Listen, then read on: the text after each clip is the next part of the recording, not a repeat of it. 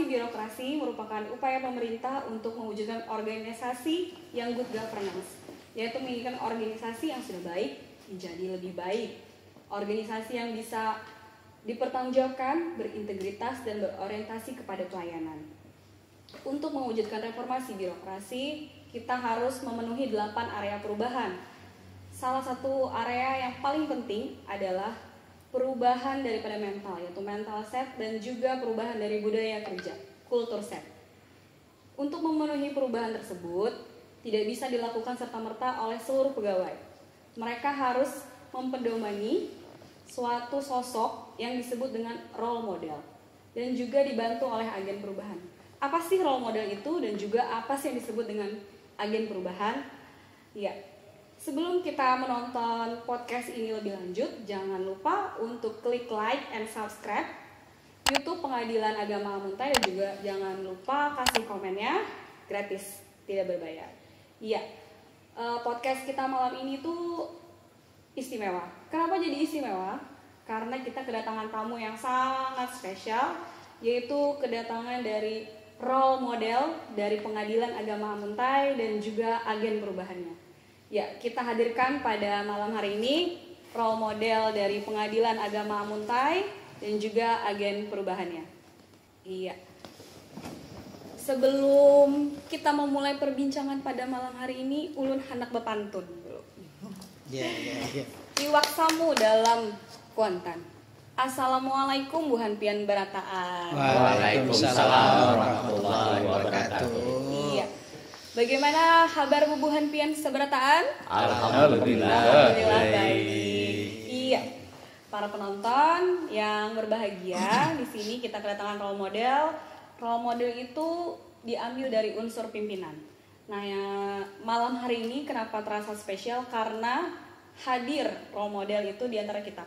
Salah satunya adalah Bapak Ketua Pengadilan Agama Al-Muntai, Bapak Haji Rusdiansah SAG.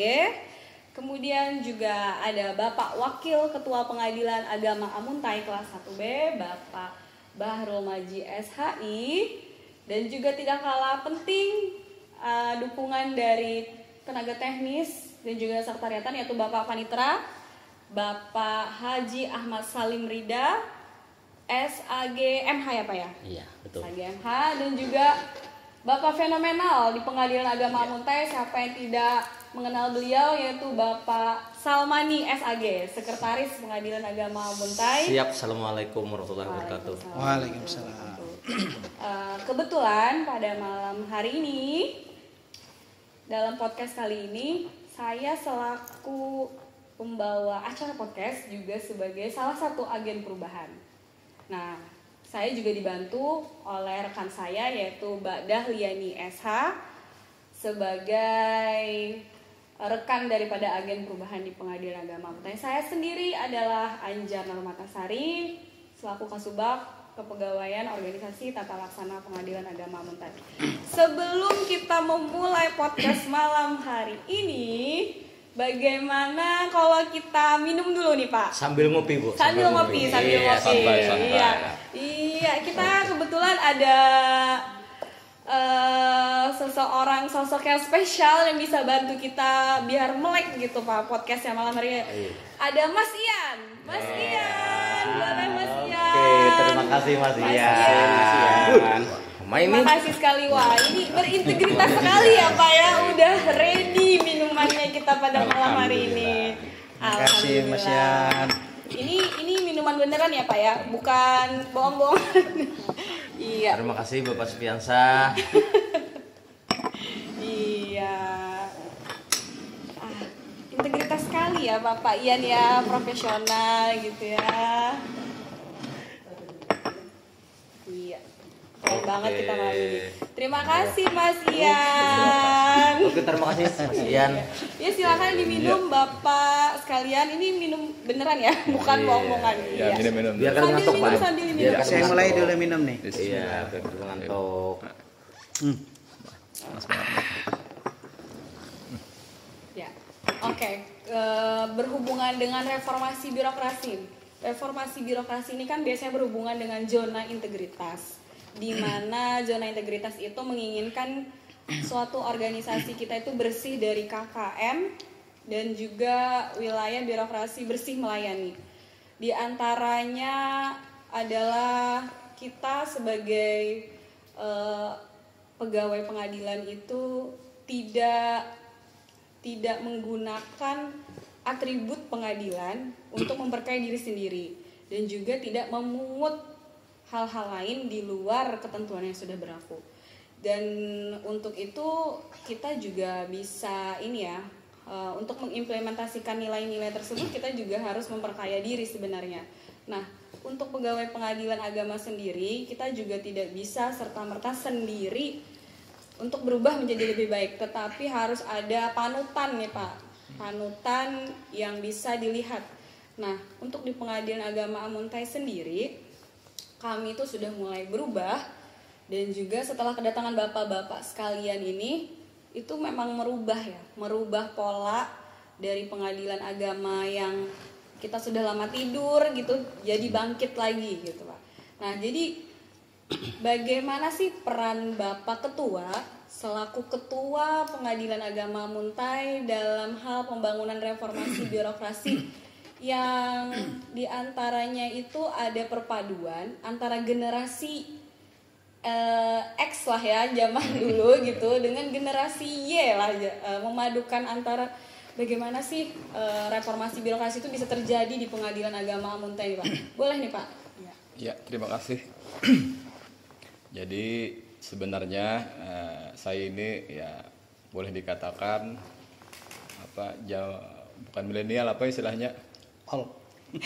Generasi X Pak sekarang. Jadi tentu ya dengan adanya apalagi istilahnya pengembangan IT yang dulu cuman mengetik itu manual. Nah, jadi mau tidak mau orang-orang lama ini harus bisa beradaptasi dengan teknologi sekarang ini. Iya. Tentunya ya paling tidak belajar mandiri kan. Karena kalau dilihat kemudahannya dirasakan teknologi informasi ini sangat membantu sekali. Seperti umpamanya membuat putusan dulu itu kalau mengetik itu salah diulang lagi. Lah sekarang begitu cepat dibuat. Cuman itu harus agak lebih teliti karena ya tentu dengan adanya komputer ini kita harus harus teliti, sebab biasa terjadi istilah anak-anak itu copy paste katanya. Nah, ini yang perlu diperhatikan. Cara mudah ya Pak. Iya, cara mudah tapi ternyata ada kesalahan. Nah, jadi tentu dengan adanya berbagai macam aplikasi yang mana ketua itu kan dulunya gaptek lah istilahnya kan, mau tidak mau harus ikut. Ketua sekarang juga harus modern gitu ya harus Pak ya? Modern, jangan sampai ketinggalan sama anak buahnya kan. Nah, begitu pula umpamanya dalam hal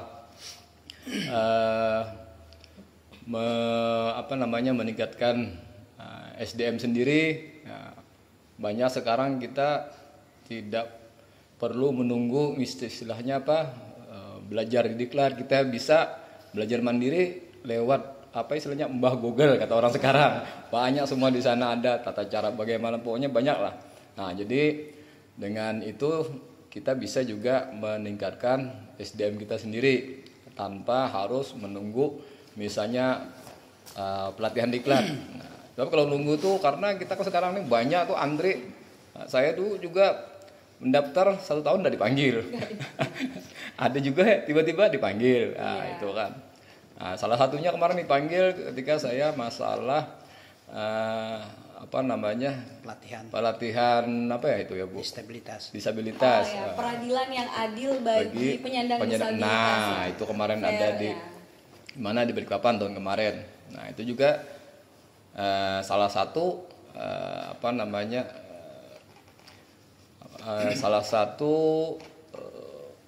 mungkin ini apa ya? Kayak kita harus modern, kita daftarnya lewat e-learning. Nah, betul. E-learning kemudian kita dipanggil pelatihan kayak Bapak, berhubungan itu orientasi pelayanan, Bapak dipanggil untuk pelatihan penyandang disabilitas yang di peradilan gitu Pak ya. Jadi biar pengadilan tuh siap gitu ya untuk menghadapi pihak berperkara penyandang disabilitas. Iya. Saya tuh diajarin apa aja tuh Pak? Diajarin ya tata cara, misalnya orang para disabilitas mau mengajukan perkara, bagaimana menyambut umpamanya seperti kemarin contoh itu seperti orang tunanetra itu jangan langsung kita pegang tangannya. Mereka itu sensitif sekali, tidak mau mereka dibilang istilahnya kekurangan kan. Jadi ada tata caranya sehingga mereka itu tidak tersinggung. Karena berdasarkan pelatihan kemarin orang yang ya bahasanya kekurangan itu dia tidak mau dibilang kekurangan kan. Betul. Maka juga sebenarnya mereka itu pengen mandiri, cuman sarananya harus disediakan. Betul. Seperti umpamanya ada jalan untuk orang tunanetra itu apa istilahnya ya? Bolding apa itu ya? Lupa saya itu jalur difabel itu ya Pak? Jalur untuk difabel ya? Ya, itu kan kalau ada mereka bisa jalan sendiri. Kemudian ya adanya kursi roda kita sediakan tanpa sarana dan prasarana sarananya ya Pak ya. Mereka itu juga tidak mau juga langsung dibantu didorongkan, harus kita juga bertanya apa bisa dibantu. Nah, itu yang kita dapat kemarin. Jadi berarti Pak untuk pengembangan SDM sendiri Bapak selaku ketua juga role model nih memberikan kesempatan selebar-lebarnya gitu ya Pak untuk pegawai untuk bisa mengembangkan kompetensi gitu ya. Tentunya itu harus itu selaku ketua. Jadi memang kita sarankan kepada seluruh pegawai ikuti saja apa-apa yang ada di pelatihan-pelatihan sehingga nanti bisa pengembangan karirnya kan. Jangan sampai menunggu dipanggil. Sekarang itu tidak ada musim dipanggil lagi. Betul. Kita harus aktif aktif di segala hal. Apalagi BKN sekarang sudah ada penilaian profesionalisme ya. Itu juga bakal dinilai nanti di aplikasi My SAPK bagi yang ASN gitu. Oke, lanjut ke Pak Wakil nih, Pak Wakil. Pak Ketua nih sebagai role model tuh udah membolehkan gitu Pak, udah memberikan kesempatan selebar-lebarnya kepada pegawai gitu. Bapak selaku wakil di sini kan berfungsinya tuh sebagai pengawas gitu Pak. Bagaimana Bapak mengawasi jalannya reformasi birokrasi melalui pengawasan yang Bapak pimpin gitu di sebuah pengadilan atau organisasi, gimana Pak? Ya, kalau pengawasan reguler kita kan sudah ditentukan per 3 bulan ya. Triwulan. Per triwulan. Dan pengawasan itu banyak hal-hal yang kita temukan dan kemudian kita perbaiki. Dan ada juga pengawasan kita itu melalui sistem CCTV misalnya. Semua aktivitas pegawai di Pengadilan Agama Muntai ini misalnya bisa terpantau. Apalagi dalam kinerja, misalnya dalam pengisian SEPP. Di situ ada minutasi, ada anonim, kemudian ada kalau di aplikasi pembantu SEPP itu kan ada misalnya aplikasi pembantu yang bisa kita memonitor bagaimana intinya bisa langsung real time ya Pak ya? Iya, kita bisa mengawasi ya secara online ya? Secara balik online. Lagi ke teknologi kata Bapak tadi. Iya, dengan teknologi. Gitu untuk Pak Panitra nih, Pak Panitra, Bapak kan selaku pelaksana teknis ya. Bagaimana Bapak caranya untuk melakukan orientasi pelayanan yang diawasi langsung nih, secara langsung oleh Pak Panitra, gimana nih Pak? Dalam memberikan pelayanan yang baik kepada masyarakat, kita dalam membangun zona integritas yang pertama yang perlu kita tanamkan yaitu membangun suatu komitmen yang kuat antar 2 pilar ditambah 2 pilar, ketua, wakil ketua, panitra dan sekretaris. Jadi adanya komitmen bersama untuk membangun zona integritas untuk mewujudkan wilayah bebas dari korupsi. Jadi diperlukan komitmen yang kuat. Habis itu saya selaku panitra itu berusaha merubah pola pikir, mindset para pegawai kita yang di bawah struktur saya itu supaya pola pikirnya berubah dari yang dulu pola pikirnya ingin dilayani, harus melayani dengan sepenuh hati, dengan menerapkan 5S gitu, senyum, sapa, salam, sopan, dan santun. Itu yang saya terapkan dan saya wanti-wanti kepada petugas PTSP supaya menerapkan yang seperti itu, merubahkan pola pikir kita dari yang dulu ingin dilayani supaya melayani dengan setulus hati. Mantap. Yang berikutnya, dari kita dulunya bekerja dari acak-acakan. Nah, saya supaya kita membangun budaya yang gimana bekerja itu secara struktural ya, terstruktur maksudnya gitu.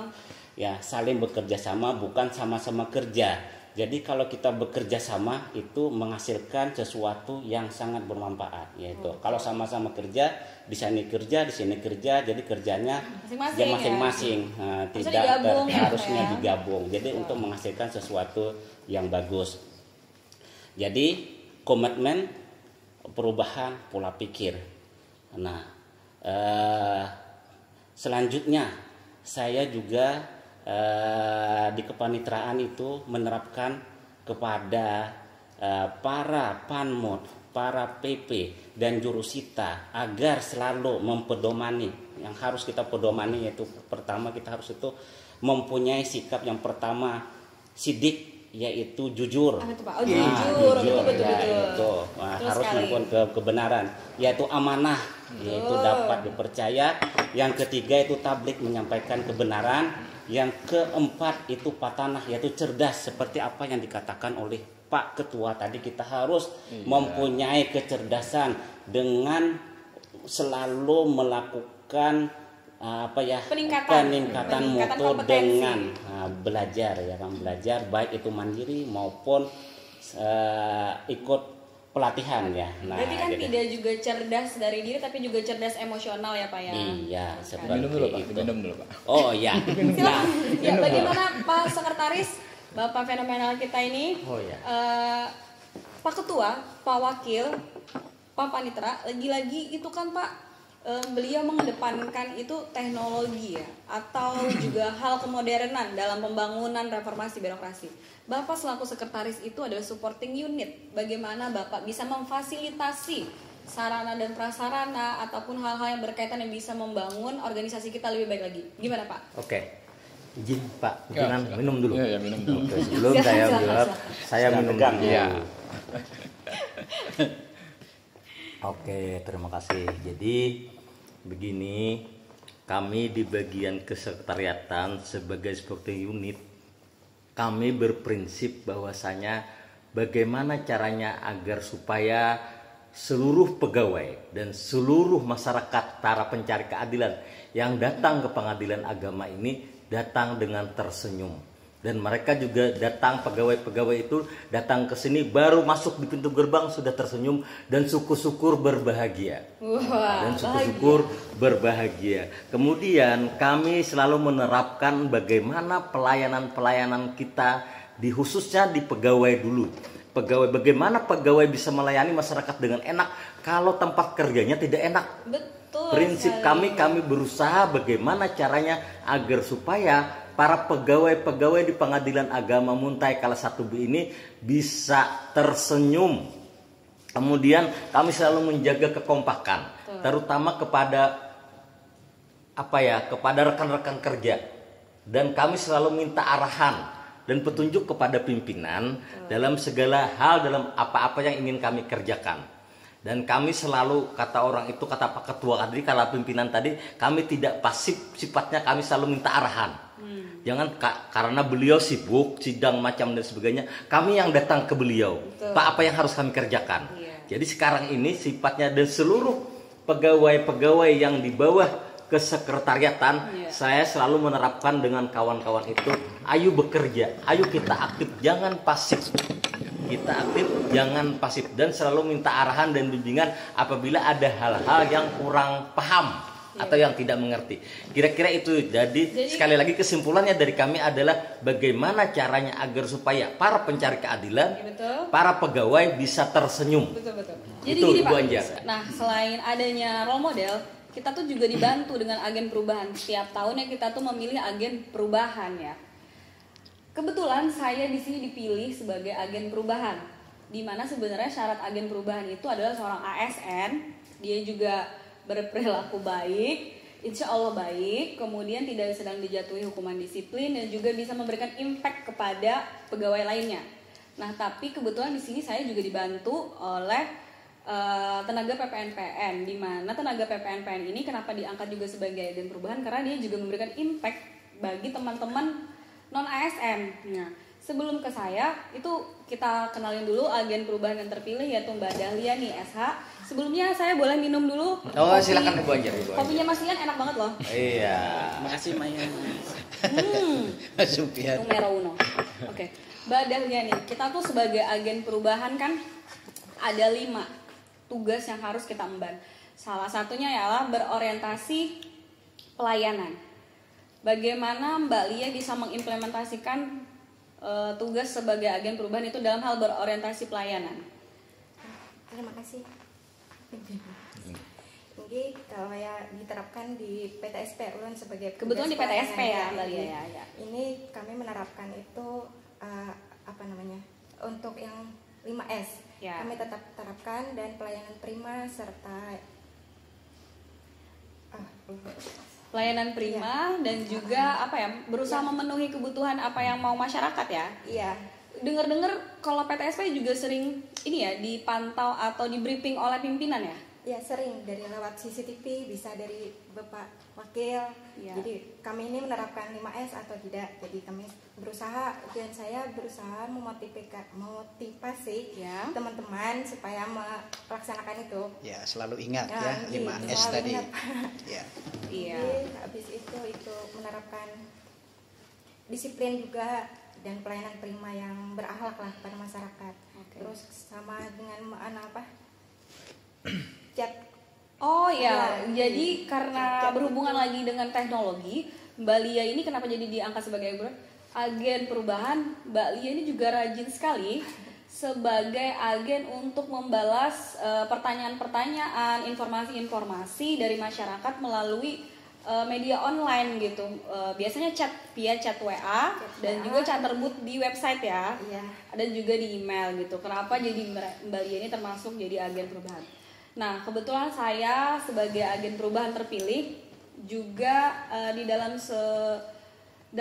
agenda agen perubahan itu kami disuruh membuat itu rencana aksi dari agen perubahan, di mana kami harus mengimplementasikan dan juga merubah pegawai itu melalui core value dari ASN, yaitu berakhlak, yaitu berorientasi pelayanan, akuntabel, kemudian ada kompeten, kemudian ada harmonis, loyal, adaptif, dan kolaboratif.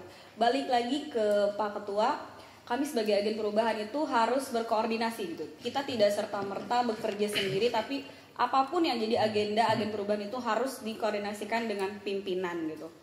Apalagi tentang berorientasi pelayanan, kita udah singgung tadi, ada sidang terpadu ya Pak ya, kita langsung ke ujung-ujung dari kebetulan Pengadilan Agama Amuntai itu ada 2 kabupaten, Balangan dan Hulu Sungai Utara sendiri. Jadi kita menjemput masyarakat gitu untuk melakukan sidang terpadu di pelosok yang paling jauh. Kemudian ada akuntabel, seluruh BMN dari kita itu tidak disalahgunakan karena langsung diawasi langsung oleh pimpinan gitu. Terlebih lagi dari Pak Wakil gitu, langsung turun. Kemudian kita tuh ada kompeten, balik lagi kepada Pak Ketua bahwa kita harus kompeten dan juga meningkatkan kompetensi diri untuk bisa memberikan pelayanan terbaik pada masyarakat. Kemudian juga ada harmonis. Kita harus menciptakan suasana kerja yang harmonis, bekerja sama. Tadi balik lagi pimpinan bilang harus kerja sama. Kemudian kita tuh ada loyal sebagai ASN dan juga non ASN, tapi kita harus tetap loyal kepada Undang-Undang Dasar Negara 1945 dan juga Pancasila. Kemudian ada adaptif. Kami di sini Pengadilan Agama Amuntai sangat beradaptasi dengan hal-hal baru, terbukti dengan hal-hal yang teknologi informasi. Pak Ketua sendiri udah sering ikut e-learning, Pak Wakil gitu dan pimpinan lainnya. yang diklat udah melalui e-learning, kemudian pelayanan masyarakat udah e-learning gitu. Kemudian yang terakhir itu ada kolaboratif. Alhamdulillahnya itu Pengadilan Agama Amuntai ini tuh dekat gitu dengan pimpinan Forkompinda, baik di Kabupaten Hulu Sungai Utara sendiri dan juga Kabupaten Balangan. Alhamdulillah kita udah difasilitasi ya Pak ya. Di Kabupaten Hulu Sungai Utara kita difasilitasi, kita selalu dipanggil. Di Balangan terlebih lagi kita udah udah dikasih mobil ya Pak ya, mobil dinas buat sidang. Kemudian kita tuh udah dikasih gedung sidang. Disiapkan tanah juga Bu. Disiapkan tanah untuk bangunan Pengadilan Agama Balangan yang baru ya, mudah-mudahan Insya Allah terlaksana dan terbangun untuk Pengadilan Agama Balangan nantinya. Iya. Oke, kita udah selesai podcast kita pada malam hari ini, seru banget. Tapi kurang waktunya kayaknya. Nanti disambung di season berikutnya. Selamat malam, terima kasih banyak Bapak Role Model dan juga Agen Perubahan Pengadilan Agama Amuntai. Assalamualaikum warahmatullahi wabarakatuh. Waalaikumsalam warahmatullahi wabarakatuh.